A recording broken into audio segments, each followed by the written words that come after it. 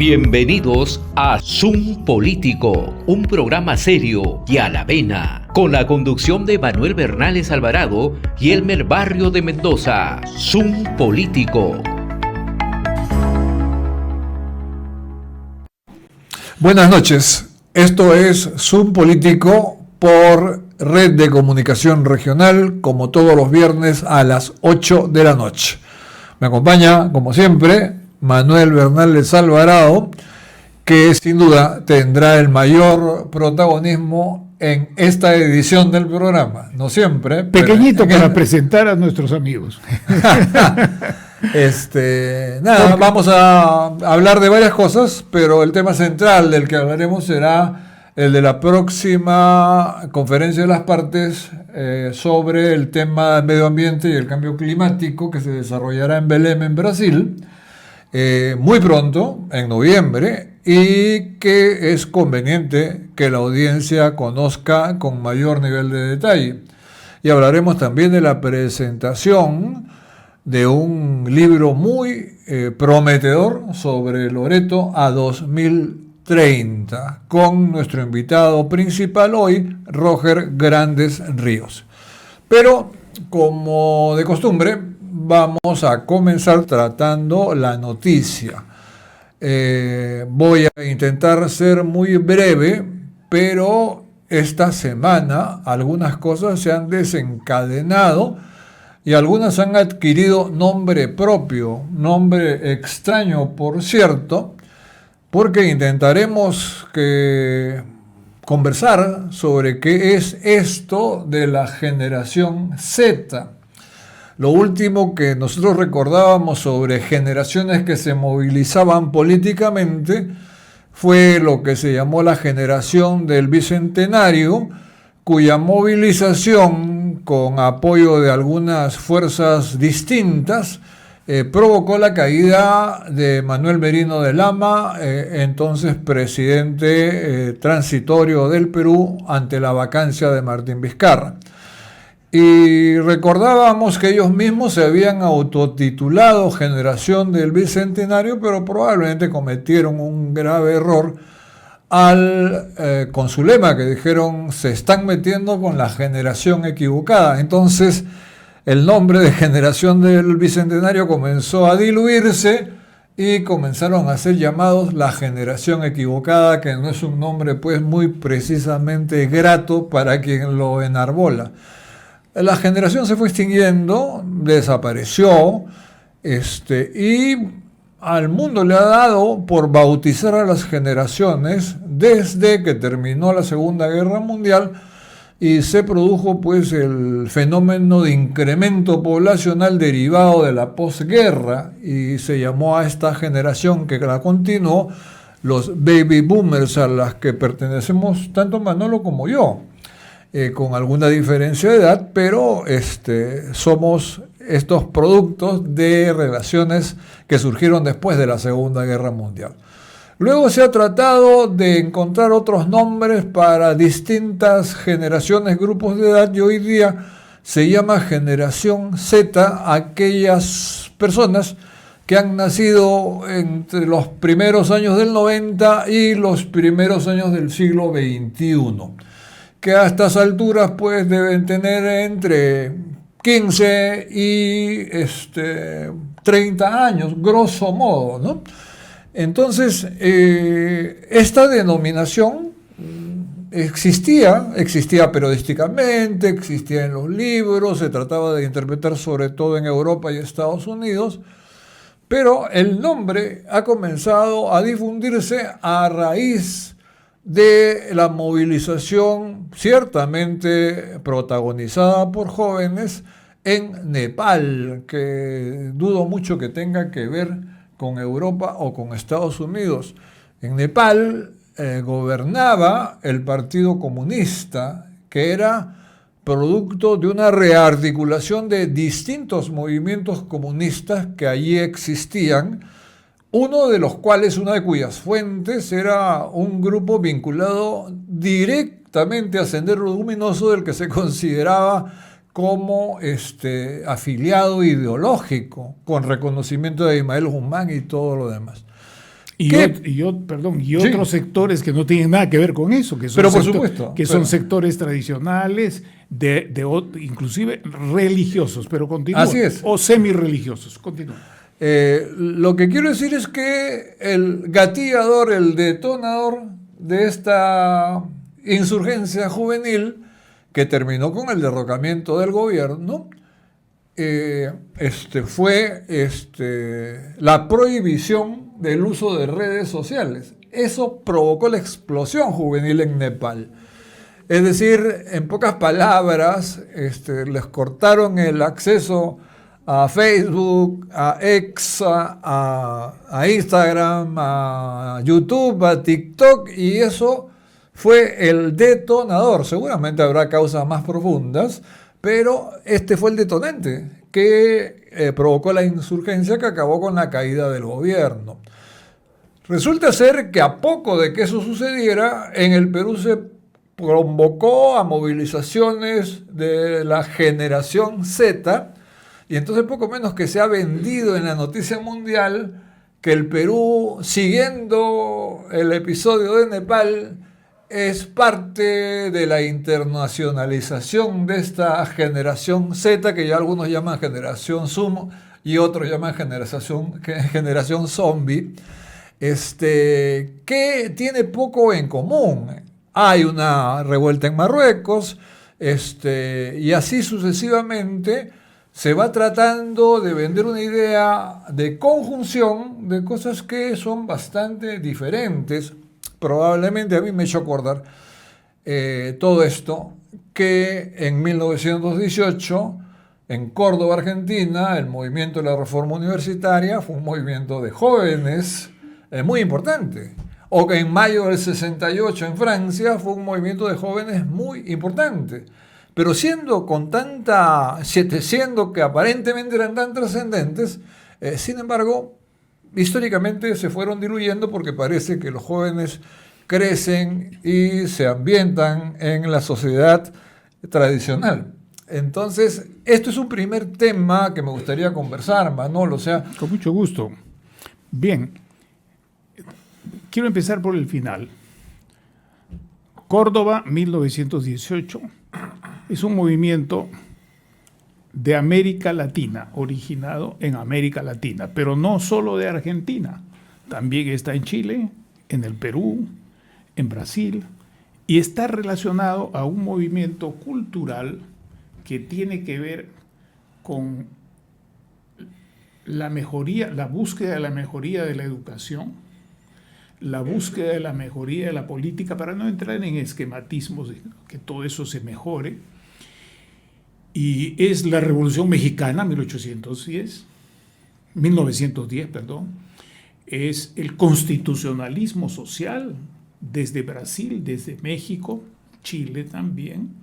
Entonces, es la relación de movimientos intelectuales con una expansión de la educación y profesionalización de la juventud, con grandes maestros, México, Perú, la fundación de partidos, Partido Socialista, Partido Comunista, Partido Aprista, el APRA peruana, el APRA en Venezuela, el APRA en Costa Rica, el APRA en otros que se funde en México, ¿no? Que se funde en México, así es, 1923, ¿verdad? Muy bien.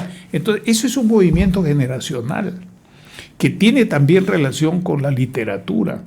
Y ya antes se habló de la generación del 900 aquí en el Perú. No voy a profundizar en el tema, pero quiero decir que fue un fenómeno latinoamericano, con influencias extranjeras, la Revolución Rusa sin duda, también aspectos de la Revolución Americana en el sentido de los fundadores y el liberalismo estadounidense, pero es un movimiento de este continente, de este subcontinente, de México para abajo. Mayo del 68 viene de Europa, pero llega a todas partes, y en particular a América Latina, que dicho sea de paso, es una expresión de origen francés, para oponerse a Angloamérica y para oponerse a Hispanoamérica y Lusoamérica, que sería la parte del Brasil de la más que no solamente la colonización, sino el traslado del imperio de Portugal a la sede del Brasil. Entonces, es una influencia que viene allá y que fue determinante. Nuestra generación, la mía, no la tuya, tú eres posterior, pero la mía tuvo la efervescencia de mayo del 68. En Chile, en Centroamérica, en México, en Brasil, yo podría citar varias de las personas que hemos entrevistado en el programa de Geopolítico y otros son de esa generación. Sin ir muy lejos, del primer programa Heine Insulza, y en cierto sentido también Hugo Neira, ¿no? Para dar datos concretos. Entonces, es eso, pero es un movimiento que se origina en el seno de una democracia liberal europea con fuerte presencia socialdemócrata, comunista, demócrata cristiana también, y también de otras tendencias trotskistas y otros más, ¿no? En un periodo en el cual hay una transformación cultural. No nos olvidemos que está terminando el Concilio Vaticano, o está en pleno desarrollo el Concilio Vaticano y todo eso. Pero no se puede decir que eso se haya visto en los países más poblados de la Tierra: Pakistán, India, China, Egipto, Bangladesh e Indonesia. Eso no se ha visto. Es un fenómeno más atlántico occidental. Más occidental, claro. El tercer elemento que quiero señalar, a ver si me siguen en el razonamiento, es que hay una falsa generalización en este tema de las generaciones de baby booms, porque el mismo nombre te dice que se refiere no a la generación nacida, ahí en ese sentido creo que hay que matizar, no a la generación nacida fuera de los Estados Unidos, sino a la generación estadounidense, a la de los Estados Unidos y por extensión a Europa. Finalmente, también por extensión a lo que está al sur del Río Grande, a nosotros. Pero se está generalizando abusivamente esta denominación y nomenclatura porque choca con la diversidad cultural, demográfica e histórica que tiene el mundo. Yo no me imagino en la China que haya países más poblados, la India, la China, Egipto y los otros que he mencionado con generación Z. Eso es un cuento. Y concluyo, para mí esas denominaciones son una dependencia cultural.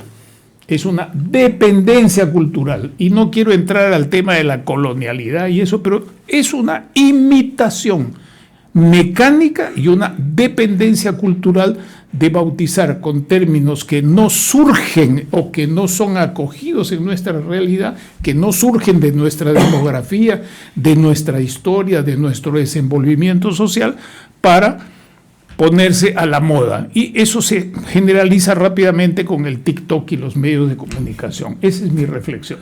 No, está muy bien. Me acuerdo de esa frase famosa: seamos realistas, pidamos lo imposible, ¿no?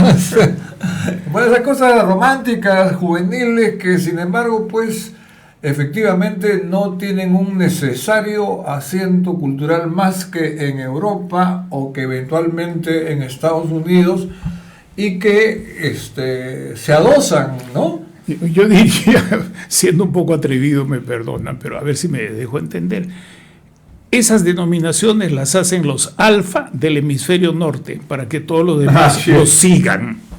Así es. Bueno, pero ¿qué pasa en el Perú? Que digamos es lo que nos interesa ahora. Lo que está pasando en el Perú, que efectivamente cada fin de semana se están movilizando cientos o de repente algunos miles, pocos miles sin duda, de jóvenes que se autorreconocen en esa denominación, que sin embargo están sufriendo las mismas presencias ajenas que sucedieron con la caída del gobierno de Merino, pero que además están coincidiendo con una serie de otros reclamos que difícilmente podrían concebirse como de la generación Z, los más visibles que tenemos a la vista es la justísima protesta de los transportistas que son víctimas de la extorsión y del sicariato de manera sistemática y que con justa razón reclaman que el Estado cumpla su papel, y uno de los papeles principales del Estado es garantizar el orden público.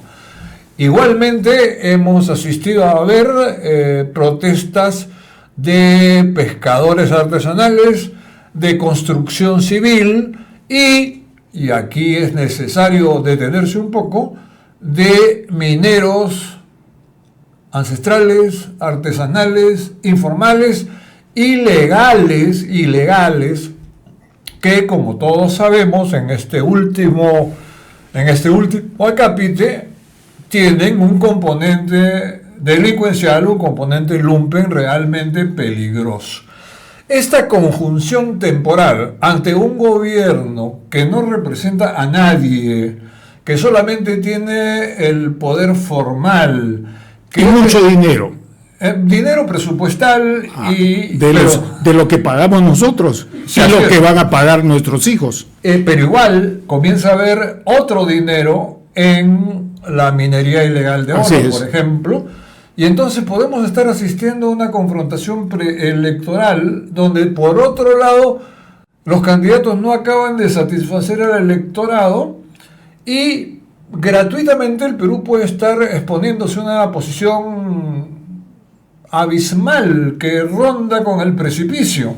Y entonces, esto es algo que sí hay que mirar, que sí hay que analizar, pero más que analizar, hay que definitivamente actuar para controlar lo que puede ser un estallido de naturaleza espontánea que tiene diversos actores, diversas fuentes, pero que idénticamente afecta al conjunto del país.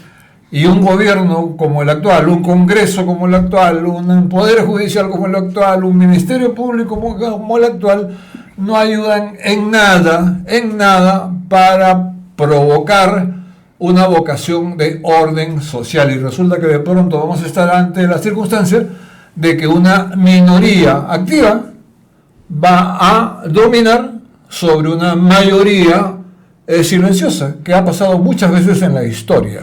Mira, a mí me gustaría aprovechar esta reflexión tuya y la vocación de servicio que tenemos aquí en Red de Comunicación Regional, esta empresa y las personas que aquí trabajan, para que estas personas de la tercera o quinta edad, como yo a veces lo digo en broma, y no me importa, ¿no?, se dirijan a los jóvenes con respeto y que sepan los jóvenes que aquí estamos para, tal vez con dificultad, pero estamos para tratar de mejorar aquello que los mayores de otras épocas hicieron con nosotros. Tú eres quien eres, yo soy quien soy, no solo gracias a nuestro esfuerzo personal o de las familias, sino a que tuvimos maestros, a que tuvimos personas. No es que nosotros pretendamos ser maestros, sino que simplemente tenemos conocimientos en determinados campos y una experiencia bastante grande. ¿Qué necesita un movimiento juvenil? Primero, puede incluso empezar, como he dicho, como un movimiento reflejo, un movimiento impostado, no digo impostor, que significa otra cosa, un movimiento impostado, un movimiento dependiente y hasta se diría con rasgos de colonialidad contemporánea, no vieja, sino de colonialidad contemporánea. Pero eso puede convertirse en otra cosa. ¿Y qué se necesita? Se necesita ideas, buenos diagnósticos y sobre todo propuestas. Y tener dirigentes que den la talla. Es muy fácil decir vamos a tirar piedras al Congreso, bueno, ya está. Pero si se quedan ahí, si esas juventudes no tienen contenido, no tienen propuestas, no tienen motivos, no tienen proyectos, no tienen objetivos, básicamente lo que decimos propuestas se van a agotar y van a ser simplemente manipuladas por otros. Toda generación ha sido manipulada, la nuestra también. También, claro. Porque los que ya están en en el poder social, cultural, político, se aprovechan de los demás. Eso es una ley de la vida, ¿no? En que los mayores se aprovechan de los menores, pero es también una ley de la vida que los menores pueden aprender y mejorar lo que han hecho los mayores, en parte afirmándose ellos mismos, pero en parte también en diálogo, y eso es lo que nosotros planteamos desde aquí. No estamos de ninguna manera, por más críticos que seamos, nuestra vocación es una vocación de servicio, no de criticismo. No nos quedamos ahí. Es una vocación, como tú lo has dicho, desde la presentación del programa, ¿no? De mejorar por la educación, la información buena, el capital humano, para incorporarlo al desarrollo del país. Finalmente, si las nuevas generaciones, llámenla como quieran, si las nuevas generaciones no están a la altura de la problemática mundial contemporánea o nacional, si no están bien preparados, ¿qué país van a heredar? ¿Qué país pueden mejorar después de todo lo que están recibiendo que anda mal? O sea, tienen ante sí una tarea tal vez mayor de las que hemos tenido otras generaciones para poder estar a la altura y estar en capacidad de resolver los graves y complejísimos problemas que tiene el Perú y que tiene el mundo. Y creo que en eso nosotros podemos poner nuestro pequeño grano de arena para contribuir a esa continuidad en mejoría, no en empeoramiento, en mejoría de la sociedad peruana, ayudando, cooperando con respeto, pero también con franqueza, a que las nuevas generaciones lo hagan mejor de lo que han hecho las anteriores. Quiero recordar a dos personajes antes de ir a la primera pausa comercial. Uno es Manuel González Prada, cuya frase independizada de su contexto puede ser interpretada bien o interpretada mal. Eso de jóvenes a la tumba, o sea, viejos a la tumba y jóvenes a la obra. Sí, es cierto, es una gran frase, pronunciada, si no me equivoco, en el Teatro Olimpo por Manuel González Prada. Sin embargo, no es una ley. Marco Aurelio de Negri, que es el otro personaje que quiero recordar, sí, era muy enfático en decir: no hay razón para creer que los jóvenes son mejores que los viejos. Cada uno tiene sus respectivas virtudes y defectos, y que la única característica indiscutible es que unos van a morir más pronto que otros en promedio, ¿no? Pero respetémonos, o sea, respetemos la ciudadanía, que es otro concepto de este programa fundamental. Vamos a la pausa comercial, Manolo. Dale viaje. Sofi, pasemos a la pausa comercial rápidamente. Estamos presentando Zoom Político.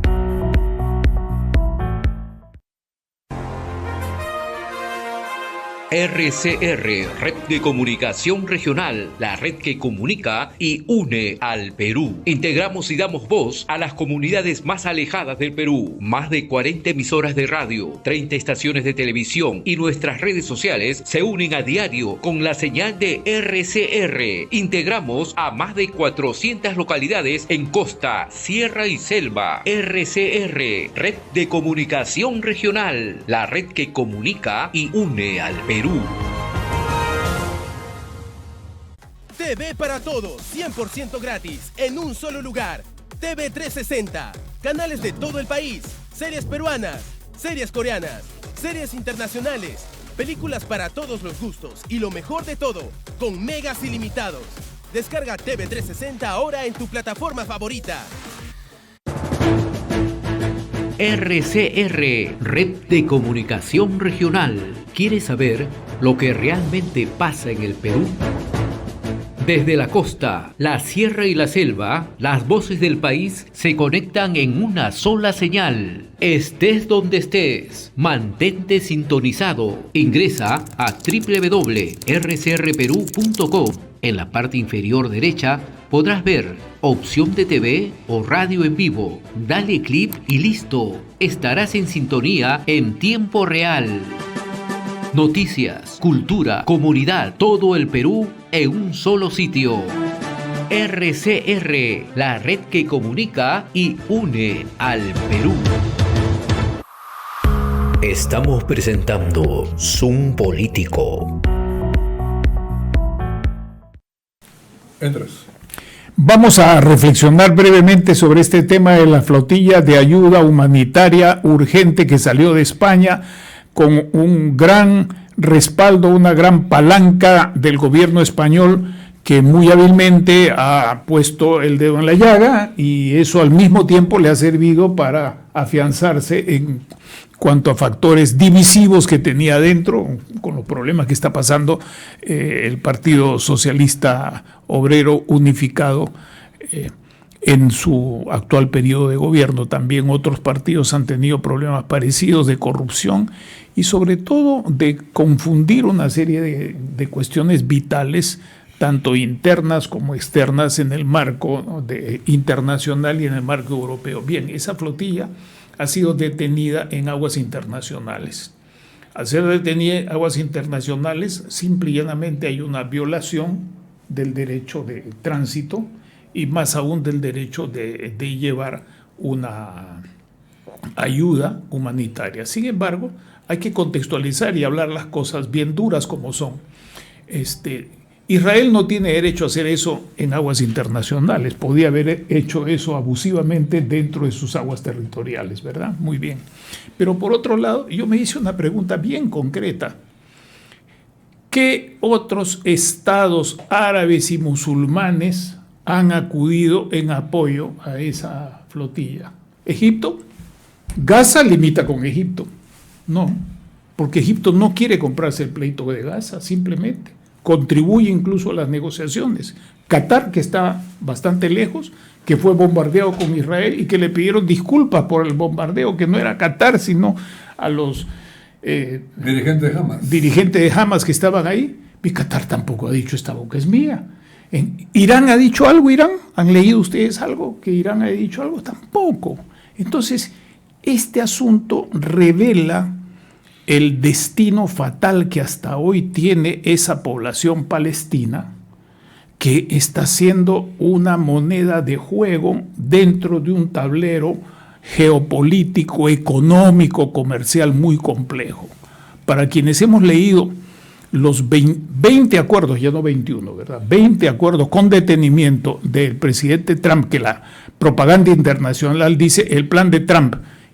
Eso es porque todo el mundo sabe que ahí estaba el peso pesado de Trump, ¿no? Detrás de eso, con todo el poder estadounidense. Otros dicen, el proyecto de Trump y de Netanyahu, claro, eso está a la vista, pero pocos dicen una cosa que es verdad, que ahí han colaborado otros estados árabes y que jamás, obviamente no ha sido consultado. Yo creo que los que dicen que jamás debía ser consultado están diciendo algo retórico, pero en la práctica eso todo el mundo sabe que así no funciona.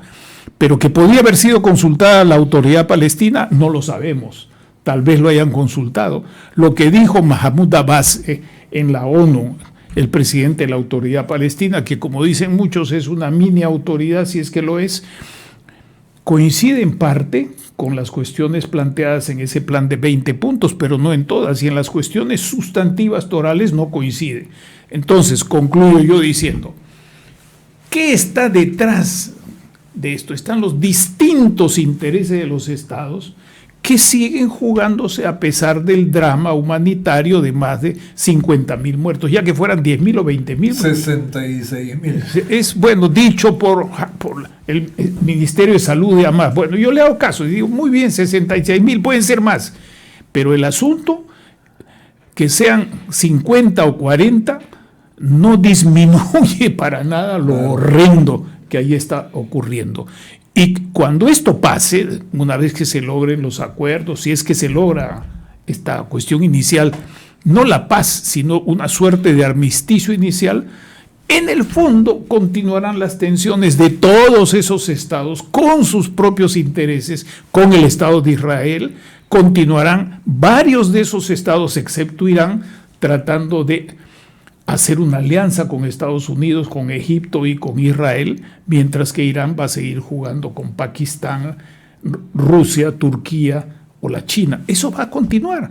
Y van a continuar los fundamentalismos, tanto fundamentalismos islámicos, fanatismos autoritarios, brutales, como también los de sus correspondientes judíos, que así son, eso todo el mundo lo sabe.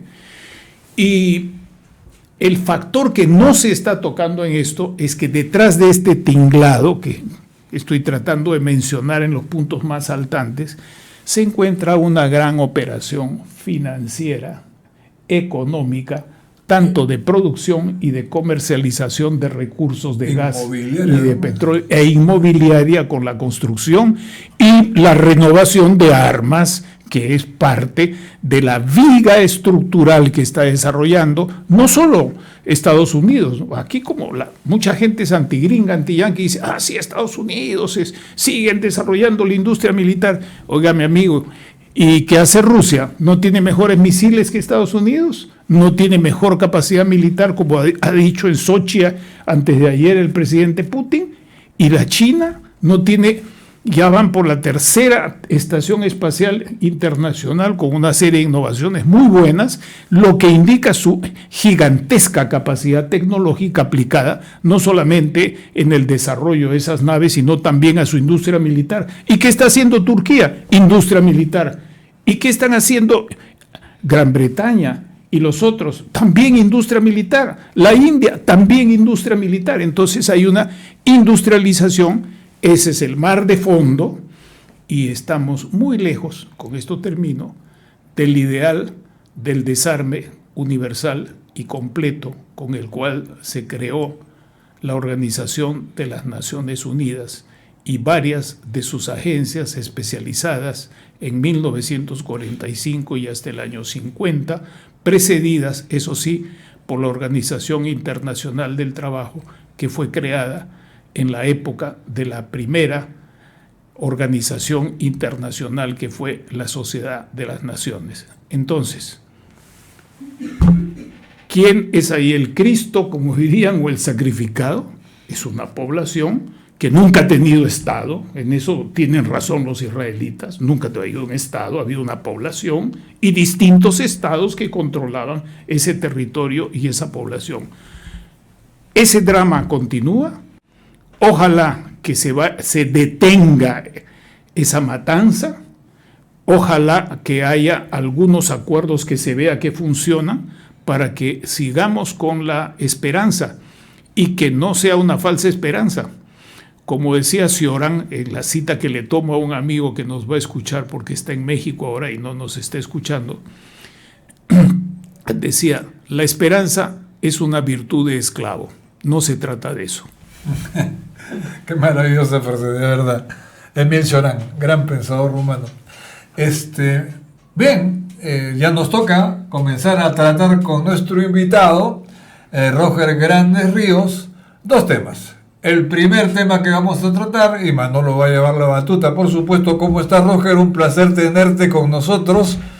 Vamos a hablar de la COP30 en Belém en noviembre. ¿Qué se espera? ¿Cuál es el marco actual del tema? Y nada, te dejo con Manolo para que conversen directamente. Muchas gracias. Buenas noches, Manuel. Buenas noches, Elmer. ¿Qué tal? Muchas gracias. Creo que si se puede levantar un poquito el volumen de acá, ya no. Ok, me voy a poner el sombrero de los oídos. Un gusto tenerte, Roger. Déjame decir unas palabras sin extenderme. Merecería una presentación extensa, pero diré que es un destacado peruano, mi paisano. Además, somos charapas y universales al mismo tiempo. Y al mismo tiempo universales. Y yo diré que no te conocía hasta hace unos 8 o 10 años, pero sí Roger Rumril García nos presentó. Y a propósito de esa presentación, recuerdo que él me dijo una cosa. Mira, Manolo, me dijo, Roger Grandes es una persona muy generosa, colabora con mucha gente que ni cita lo que él hace. Y yo sí les quiero decir, amigos, algo para terminar como presentación. Roger tiene una línea de producción escrita y también ahora en televisión y en audiovisual, pero la escrita se llama Prospectiva Amazónica. Estimados amigos, cualquiera no escribe 531 artículos que son mini ensayos, 531 artículos en todo este tiempo.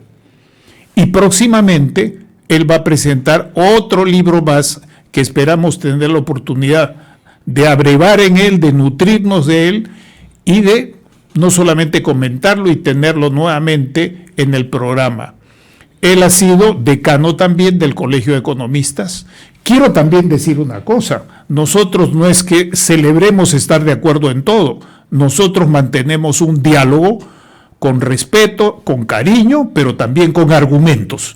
Y se trata de compartir esos valores en este programa, como, repito nuevamente, tú lo enunciaste con toda claridad. Entonces, danos un pincelazo sobre cómo la ves venir el tema de la COP, la próxima, para luego entrar al tema de Loreto, que es un casus belli en el marco de la COP, más que una apuesta de paz. Es un casus belli en el sentido de los conflictos. Te ofrecemos la palabra.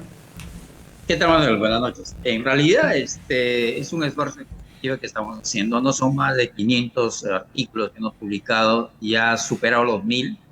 Si sumamos los 4 productos que tenemos, Prospectiva Amazónica como artículo, luego viene las notas de información de transparencia, que son los NIC, que casi el 90% es actividad petrolera. Luego vienen los comentarios de Prospectiva Amazónica, que ya superan los 300. Entonces, si sumas todo este conjunto de trabajo que está desarrollando para el bien de la población, para que se informe la población, porque nosotros creemos de que la información, los datos, mata finalmente la narrativa, ¿no? Tú puedes conducir, producir, desarrollar narrativas, pero si no tienes datos no tienes nada. En ese esfuerzo estamos. Luego vienen los cuadernos de investigación, donde se hace trabajos puntuales, por ejemplo, en el desarrollo con respecto a la descentralización, con el tema forestal, en el tema también petrolero, es decir, desarrollamos una serie de cosas y hoy estamos listos para que el próximo lunes 13 podemos presentar acá en Iquitos el libro Loreto al 2030, y el miércoles 15 o probablemente el viernes 17 en la plataforma de Desco, Manuel y amigos, vamos a presentar también el libro en digital, ¿no? Para que ustedes tengan la oportunidad de mandarles información de más de 160 páginas y tener claro cómo está pasando Loreto, porque es Loreto al 2030, cómo llegaremos, ¿no? Así que en ese marco también se va para que finalmente podamos entender qué significa la COP que está pasando en Brasil y qué compromiso hemos tenido, ¿no? En algún momento nosotros hicimos también ese balance por el año pasado para ver qué es lo que de bueno encontramos ahí y cómo finalmente podemos nosotros los amazónicos, ¿no? Podemos encontrar alguna ruta, alguna vía, algún acceso, alguna forma de poder salir de todo este laberinto que está pasando en América Latina, porque hay 3 barreras o limitaciones estructurales que tiene América Latina, ¿no? El tema es de que crecemos muy poco y no tenemos capacidad también de transformar ese crecimiento, que es bastante lento. El segundo estructura que tenemos que romper es el tema de la desigualdad, que en los últimos años América Latina también se ha ido profundizándose, eso sobre todo entre la zona rural y la zona urbana. Y el tercer tema estructural que tiene la Amazonía y América Latina en particular es respecto al tema institucional y el tema de la gobernanza, ¿no? Esos 3 temas estructurales son básicos en América Latina y que finalmente lo estamos también necesitando nosotros. Ojalá que en esta COP podamos ya resolver la iniciativa de Brasil, de Colombia, con respecto al tema de la institucionalidad, para ver de qué manera, cómo frenamos la ola delictiva que está pasando en América Latina y cómo también se ha hecho transfronterizo esto. Estamos en Colombia, con Ecuador, Perú también tiene, ¿no? La frontera que tenemos, 3.500 kilómetros de frontera lineal que tiene con Colombia, con Brasil y con Ecuador, las 3 están agujereados y por tanto ahí Loreto tiene un rol fundamental porque no tiene cómo podemos defender hasta ese avance estructural. Así que estamos ya conectados con el tema de la COP, estamos conectados con el problema que tiene Loreto y también estamos conectados con lo que le vamos a presentar el día lunes 13, porque nuestro enfoque, Manuel y amigos, y Elmer, es de que tenemos que darle ciencia ciudadana. Prospectiva ha nacido para generar ciencia ciudadana, y ciencia ciudadana para tener una generación F, no una generación Z ni otro tipo de generación. La generación F que no te estamos buscando es una generación del futuro, porque Loreto, Manuel, es que al comenzar el siglo XXI, ¿no? Hemos entrado en un punto de no retorno. Este trabajo que vamos a presentar de manera digital y gratis para todos es de que nos va a permitir mirar hacia atrás qué está sucediendo, ¿no? Yo le digo de que hemos entrado a un punto de no retorno, porque los datos, la información que estamos presentando, que son relacionados con el Objetivo de Desarrollo Sostenible, que son 17, hemos buscado indicadores que sustenten por qué estamos así, Loreto, y cómo vamos a llegar al 30, faltando solamente 5 años para este esfuerzo. Bastante cosas hicimos, pero lo que hicimos nosotros, los loretanos, desde que se ha elegido el primer gobernador en el año 2001 hasta la fecha, el avance ha sido muy pobre, y justamente se va en el marco de este tema estructural, ¿no? Que tiene que son las trampas estructurales que tiene Loreto respecto a crecer muy poco, estamos muy desiguales, instituciones muy débiles, corruptas, ¿no? Y también hay mucha economía ilegal y actividades ilegales que están financiando finalmente la economía de Loreto, ¿no? Nosotros estimamos que hay más o menos 3.000 a 4.000 millones de soles anualmente que se mueve de manera ilegal y que de una u otra forma le está dando respiro a la economía de Loreto, porque de una u otra manera no creo que Loreto resistiría tanto tiempo en decadencia y que podemos nosotros sobrevivir en este momento, ¿no? Loreto al 2030, cómo vamos a encontrar, es una reflexión para buscar ciencia ciudadana. Ciencia ciudadana para que ese ciudadano que está acá en la zona rural, en la zona urbana, en la zona de frontera, tenga la capacidad de racionar, consumir un producto nuestro, que es un producto que se ha optado o que se ha trabajado con información nacional, buscando información de las portales de transparencia, y nosotros le hemos sazonado tan bonito, ¿no? Porque este documento no es como un diálogo de un economista que no lo puedes entender a veces cómo es que puede explicar a la población, pero este documento tiene muchos datos, tiene infografía, tiene imágenes, para que en los 160 páginas ellos pueden consumir algo que nos está haciendo mal. El tema también, el otro objetivo es de que cómo podemos reaccionar, ¿no? El ciudadano, mujer, joven, rural, indígena, nativo, cualquiera en lugar donde que se encuentre, esta información va a llegar a ellos, pero que le diga qué estamos haciendo y qué podemos hacer, ¿no? Entonces, en ese esfuerzo estamos, yo creo que es inicio de todo esto, porque también en diciembre tenemos una nueva presentación sobre la experiencia que hemos tenido desde el 2001 hasta la fecha con respecto a los resultados que hemos alcanzado desde el primer gobierno regional hasta la fecha. O sea, el trabajo es bastante grande y espero de que podemos tratar, así como hemos tratado siempre, una información muy válida, una información que transforme, una información también para que los ciudadanos tengan la capacidad de reaccionar. Estamos viviendo en un territorio donde que todo está ocurriendo, ¿no? Ilegal, corrupción, sobrecosto de obras, pero no estamos haciendo nada, estamos inactivos, ¿no? Porque hay una cantidad de información que te da y que finalmente no llegas a entender en qué lugar estamos, cuál es nuestra posición y cuál va a ser nuestras armas de batalla para el tren. Roger. Estamos pintando canas, pero nos sobra ganas, así como para que podamos nosotros contribuir con una sociedad del futuro, que mire con ganas la Amazonía, que recuperamos nuestra identidad, porque la estamos perdiendo en realidad, recuperamos valores, y porque si le dejamos al político que haga la cosa, le va a fregar aún más en realidad, y pensamos, y nuestro objetivo en este libro 2030 es que podamos encender la mecha para que ese ciudadano no se quede ahí callado, se levante de su asiento, comience a proponer y comience también a decidir mancomunadamente cómo podemos encontrar ese Loreto que, como lo ves en mi mapa que está atrás mío, podemos encontrar una Amazonía mucho más verde, mucho más viva, mucho más armoniosa, ¿no? Tener desarrollo, contentar desarrollo con conservación, me parece sumamente importante, pero no que solamente dejarlo ahí. ¿Qué esfuerzo tenemos y qué motores debemos encender para encontrar una Amazonía?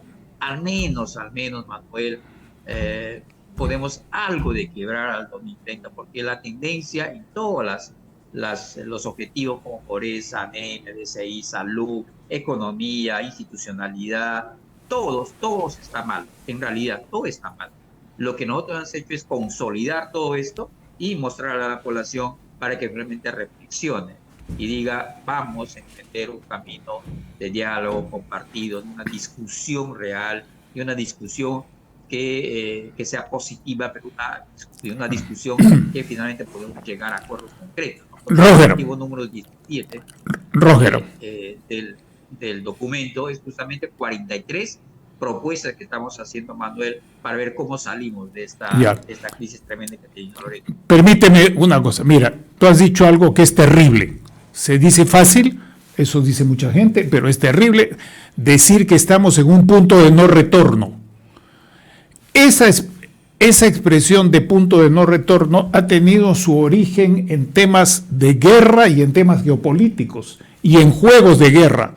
Cuando se llega a un punto de no retorno, es una cuestión de vida o muerte, y ya no es una cuestión de que si se mejora, un pasito para acá, unas elecciones, a ver quién promete más. Entonces, primer punto que es muy importante. Segundo punto, el público. Yo creo que le pediríamos, hablo por ti también, me parece, Elmer, que te hagas un esfuerzo mayor todavía, que tú puedes hacerlo dirigiéndote a sectores de juventud, porque esos sectores de juventud les falta una cosa que nosotros hemos tenido de alguna manera, buenos ejemplos. Iquitos, Loreto está plagado de mal ejemplo, eso lo sabemos, da hasta vergüenza, tanto cuando se habla acá dentro del Perú como en el extranjero, y yo lo he vivido eso a lo largo de 20 años, cuando se trata del tema amazónico. Usted es de Loreto, cuéntenos cómo es esto. Entonces hay que rescatar algunas cosas. Por ejemplo, que la gente sepa que en Iquitos, hace muchos años atrás, en los años 30 y 40, fueron unas profesoras, la profesora de las cuales, así es, que crean una escuela mixta, la primera escuela mixta del Perú en Iquitos. Eso no se sabe. Yo estudié en esa escuela, estudié hasta la primaria, ahí aprendamos a leer y a escribir. Todos, habían niños y niñas que eran sin zapatos, que llegaban allá junto con otros. Entonces, que sepan que ese esfuerzo por la educación es una cosa que no es solamente de tener uniforme escolar como hacen ahora los colegios particulares y otras cosas, sino de aprender y de aprender a aprender. Eso es una cosa fundamental. Nos enseñaron no solo, ahorita nos habrían enseñado cosas de la informática, pero en esa vez nos enseñaron a escribir para tener destrezas finas motoras con la letra Palmer, que no se usa, porque desde los años... Este fue un error de la reforma educativa del periodo de Velasco, se sustituyó la letra Palmer, que se hacían las planas, hoy día casi no se hacen, por otro tipo de letra, inclusive la forma de agarrar el lápiz o el lapicero. La primera cosa entonces, que la gente sepa que estamos llegando a un punto de no retorno, y entonces eso es fatal. Segundo, dirigirse a la juventud. Y tercero, tú das un testimonio de buen ejemplo, invita a otra gente para que también puedan hacer esta especie de corriente de esforzarse por decir, sí se puede tener buenos ejemplos, sí se puede ganar un partido sin coimear, sí se puede ganar una elección sin ser tramposo, porque el problema de Iquitos muy grande y de Loreto en general es la corrupción del blanco, del indígena, del mestizo, del ribereño, de las comunidades. Eso existe. A la gente no le gusta oír eso, pero eso es verdad. Entonces te pediría que de todo nos tocases algunos temas que puedan ser de ejemplo para la juventud en los próximos 7 minutos que nos quedan. Del trabajo que has estado realizando, danos algunos ejemplos para que sobre todo la gente joven vea dónde hay que poner el hombro, a qué es lo que hay que mirar para no llegar a ese punto de no retorno o no quedarnos ahí, porque después del punto de no retorno viene una caída definitiva. Adelante. A ver, primero que la lectura es bastante rápida, bastante veloz, porque está agregado cuadros, datos, infografía, palabras potentes para que realmente llegue ese ciudadano no solamente a mirar la información, sino también cómo lo puede asimilar eso. Danos un ejemplo. Una cosa que hemos visto, Manuel, es de que ya se ha hablado de educación en antes, entonces, ¿cómo vinculamos? No hemos encontrado una vinculación entre la educación, la currícula educativa que tenemos nosotros versus la economía estructurada, ¿no?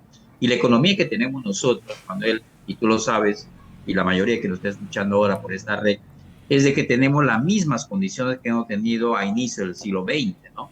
Cuando estaba el caucho ahí en su máximo apogeo entre el 1897 hasta el 2014. Si tú miras esa figura, donde vas a encontrar y te tomas ahora la figura de la estructura económica de Loreto, es lo mismo.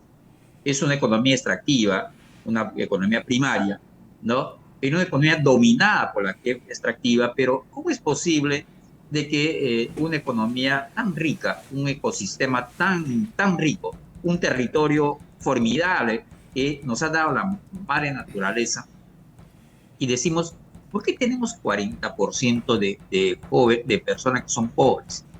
¿Por qué tenemos más del 60% de niños que están con anemia? ¿Por qué tenemos el 24% de jóvenes que no estudian ni trabajan? ¿No? Porque uno de cuatro jóvenes tiene sobrepeso y también están con sobrepeso, ¿no? Entonces, cuando tú miras esto, te das cuenta de que tenemos que hacer algo. Y ese esfuerzo de hacer algo implica también crear políticas públicas, pero una política pública desde abajo. ¿Cómo contribuimos también para que las comunidades nativas y campesinas, que son 28 lenguas originarias, y que el Estado no sabe cómo llegar allá, no sabe cómo interpretar sus realidades, y ahí es donde que fallan? ¿Sabes cuántos millones de soles se ha invertido entre el 2003 hasta el primer semestre de 2025? 17.000 millones de soles. 17.000 millones de soles que se ha invertido. Y preguntarás, oye, pero ¿por qué nos invirtió tanta cantidad de plata y no encontramos resultados algunos, ¿no? Jóvenes, que más de 8.900 jóvenes que ingresan al mercado laboral listo para trabajar, Manuel, pero no hay oportunidades para hacerlo porque el sistema solamente te agarra una cuarta parte de ese total. ¿Y el resto qué está haciendo, no? Por eso es que hay mucha delincuencia, muchas actividades informales, y vas a encontrar también hay una recesión económica como también una recesión social. Entonces la pregunta es, ¿cómo acercamos esa riqueza natural que estás viendo aquí en el mapa de atrás con la riqueza económica? ¿Cómo vinculamos? Ese esfuerzo no se está haciendo. Lo que están haciendo los políticos es para acabar con la anemia y bajar o aumentar los rendimientos escolar. Su respuesta de ello es, por ejemplo, hay que hacer colegios emblemáticos, bonitos, ¿no? Hay que hacer un hospital, ¿no? Para acabar con la anemia, con la DSI, con embarazo adolescente. Es decir, todas estas cosas, su esquema está totalmente confundido. Es que al hacer eso, detrás de eso está el negocio, pues, es inversión en cosas.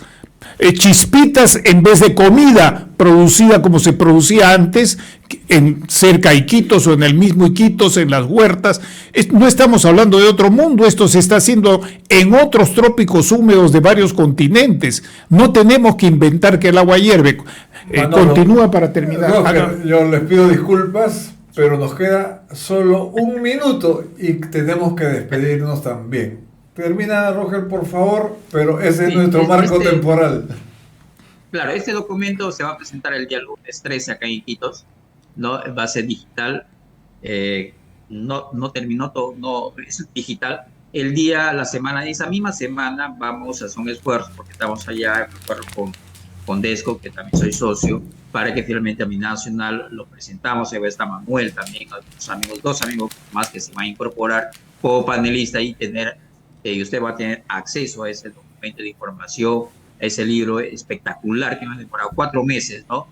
Y que me ha soportado a mi esposa, Lila Cortés, en este mundo que me he quedado. Es un mundo que me ha asimilado esa información, pero me he sentido alegre haber terminado y satisfactoriamente bien, porque me va a permitir tener un acceso más a la población y cómo esa población finalmente puede consumir esta información y cambiar ellos mismos su forma de pensar, de actuar, y cómo podemos enfrentar este problema, este tremendo flagelo que tenemos, cómo podemos quebrar este tema del punto de no retorno, que a mí me parece fatal en realidad, y cómo ya pintando los 60 podemos contribuir con esa generación del futuro.